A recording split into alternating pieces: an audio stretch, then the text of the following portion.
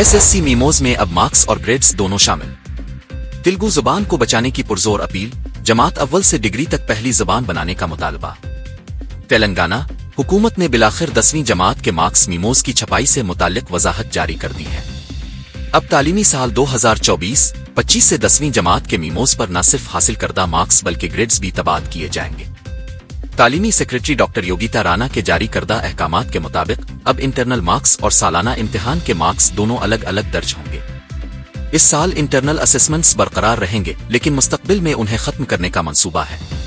हर मजमून में 80 मार्क्स के इम्तिहान में कम अज कम 28 मार्क्स हासिल करना जरूरी होगा ताकि तलबा कामयाब करार पाएं। हिंदी जबान में पास होने के लिए 16 मार्क्स काफी होंगे। नए मीमोज में पहली, दूसरी या तीसरी जमात जैसे अल्फाज नहीं होंगे, बल्कि सीधे तौर पर पास का जिक्र होगा।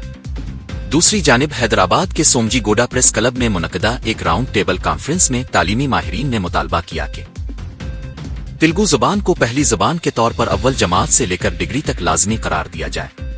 मुकर्रीन ने इंटरमीडिएट में संस्कृत जुबान का इम्तिहान दीवनगरी रस्म अलखत में मुनक़िद करवाने का भी मुतालबा किया।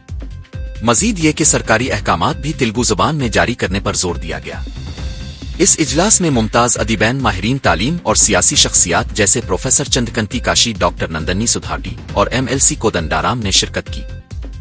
अगर वीडियो अच्छी लगी तो लाइक करें और शेयर करें, और इसी तरह की अपडेट्स के लिए हमारे साथ जुड़े रहने के लिए इस उर्दू चैनल को सब्सक्राइब जरूर करें।